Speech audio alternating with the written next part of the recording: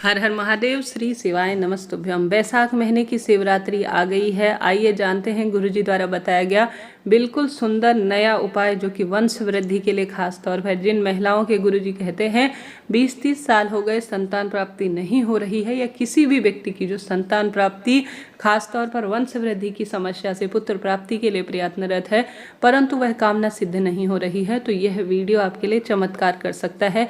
इस वीडियो को अपने पास रख लीजिए और 26 अप्रैल 2025 को आपको यह उपाय करना है। ज़्यादा दिन नहीं है, 3-4 दिन ही है बीच में।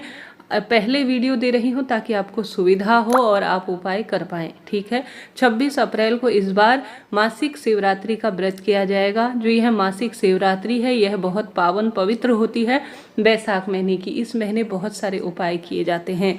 अब जिनके वंश वृद्धि नहीं हो रही है उनके लिए गुरुजी द्वारा जो बताया गया पहला उपाय है उसे ध्यान से सुनिएगा। जिसके संतान की दिक्कत है उस तक यह वीडियो शेयर भी कर दीजिएगा ताकि जो आप बांटते हैं वह आपको सुंदर रूप में प्राप्त होता है। तो आप इसे बांटेंगे, शेयर करेंगे तो निश्चित रूप से आपके घर में भी निरंतर रूप से सुख समृद्धि बनी रहेगी। सबसे पहला जो गुरुजी ने उपाय बताया है जो बैसाख महीने की शिवरात्रि पर ही किया जाता है, अन्य दिनों नहीं किया जाता है, उसे ध्यान से सुने। आप व्रत रखें या नहीं रखें तो भी कोई दिक्कत की बात नहीं, इस उपाय को कर सकते हैं।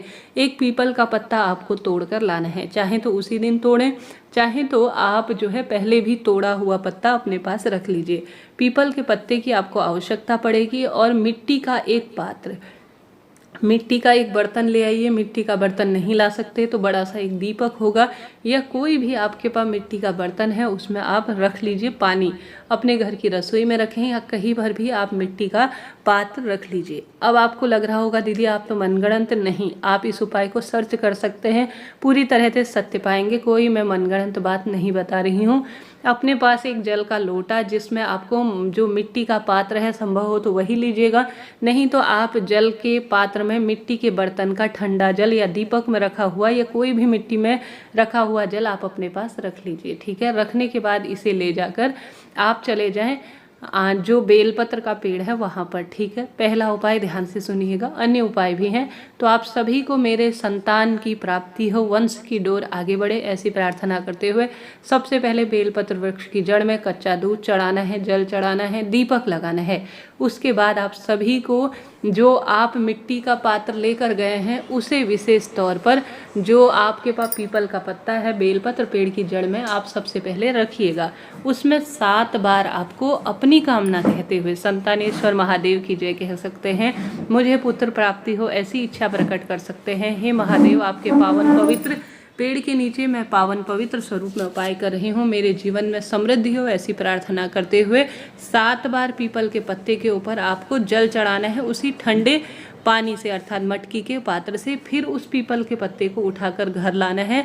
पति पत्नी को सोने से पहले दूध में डालकर इस पीपल के पत्ते को उकाल कर अर्थात उबाल कर इसे पी लेना है। गुरुजी कहते हैं 30 साल भी हो गए हो ना संतान प्राप्ति के तो आपको होनी है, 1 रुपया खर्च नहीं होना, बस साधारण सरल तरीके से विश्वास से उपाय कीजिएगा, लाभ आपको मिलना है। यह पहला उपाय हो गया। बढ़ते हैं दूसरे उपाय की तरफ।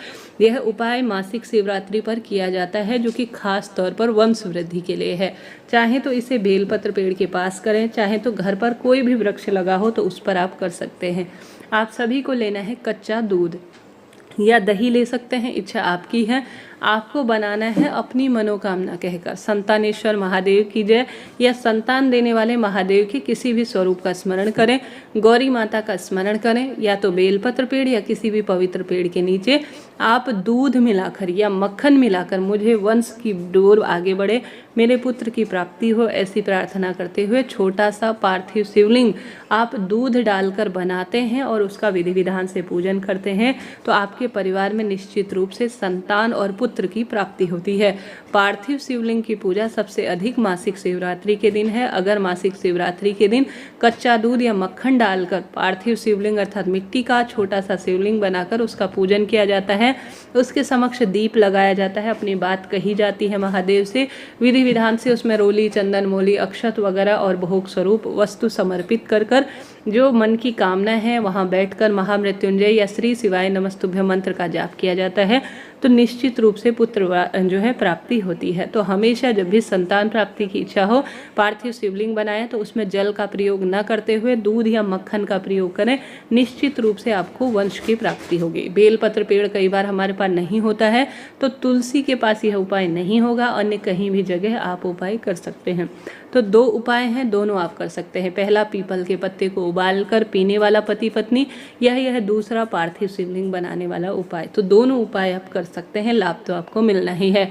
बात कर लेते हैं तीसरे उपाय की। यह उपाय आप प्रदोष काल में भी कर सकते हैं, सुबह भी कर सकते हैं, दिन भर में कभी भी कर सकते हैं, बिना व्रत के भी किया जा सकता है। पत्नी भी कर सकती है अकेले, पति भी कर सकते हैं, या आप दादा दादी हैं या नाना नानी हैं अपने बच्चों के लिए करना चाहते हैं तो भी आप कर सकते हैं। कोई भी प्रश्न हो कमेंट्स के द्वारा पूछ लीजिए, आपका अपना चैनल है, सभी प्रश्नों का उत्तर आप प्राप्त करेंगे। कमेंट्स में आप महादेव का ध्यान स्मरण करते हुए श्री शिवाय नमस्तुभ्यम मंत्र लिखना ना भूलें। बात करते हैं दान की, तो इस दिन आपको दान करना है सत्तू का। शिवरात्रि के दिन महादेव के मंदिर में जाकर थोड़ा सा ही सही सत्तू का आप भोग महादेव को लगा कर आएँ और घर पर भी इसका भोग लगाकर थोड़ा स्वयं ग्रहण करें।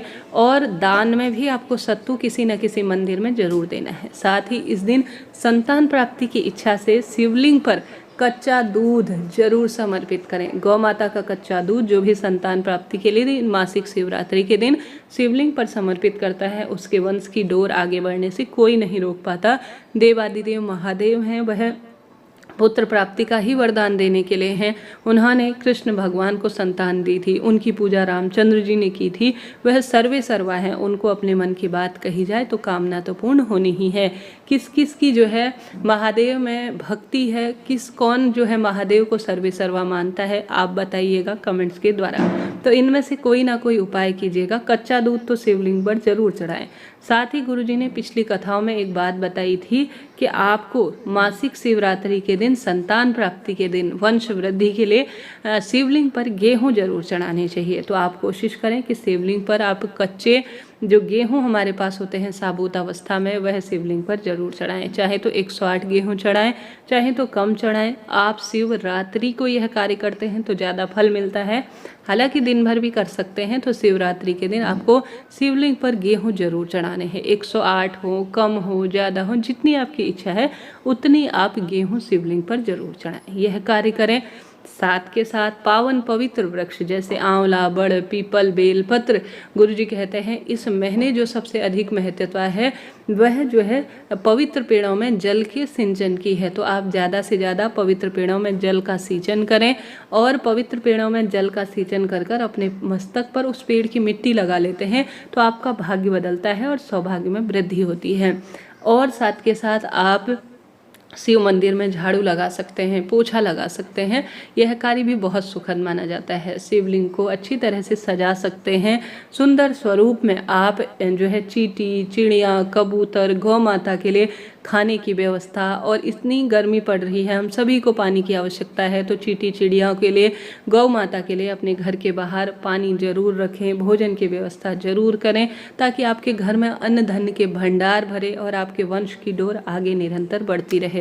तो इसके लिए आपको यह कार्य जरूर करना चाहिए। शाम के समय बेलपत्र पेड़ और महादेव के मंदिर में आप दीपक जरूर लगाएं। ऐसा करने से शिवरात्रि का पूरा फल मिल जाता है। गुरुजी कहते हैं शिवरात्रि के दिन, जो मासिक शिवरात्रि होती है, प्रदोष काल में अपने घर के दरवाजे पर और महादेव के मंदिर पर और जो बेलपत्र का पेड़ है, इन 3 स्थानों पर जो व्यक्ति दीपक लगा देता है वह अपना दुर्भाग्य दूर कर कर सौभाग्य में अद्भुत वृद्धि करता है। तो इन 3 जगहों पर शाम को दीपक लगाएं।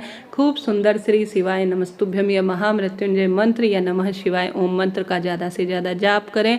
गरीब जरूरतमंद व्यक्ति की सेवा करें। गरीब निर्धन बालक या बालिका की आप मदद करते हैं तो महादेव आपके भंडार भरते हैं। उपाय अपनी जगह है, मेडिकल सुविधा अपनी जगह है, और बच्चों की सेवा, पूजा, गरीब और पशु पक्षी की सेवा एक अपने आप में महा उपाय के रूप में कहा जाता है। आपकी क्या राय है कमेंट्स के द्वारा जरूर बताइएगा। आप भी लिख दीजिए कमेंट्स में। हर हर महादेव। वीडियो को लाइक शेयर सब्सक्राइब करना ना भूले। राधे राधे।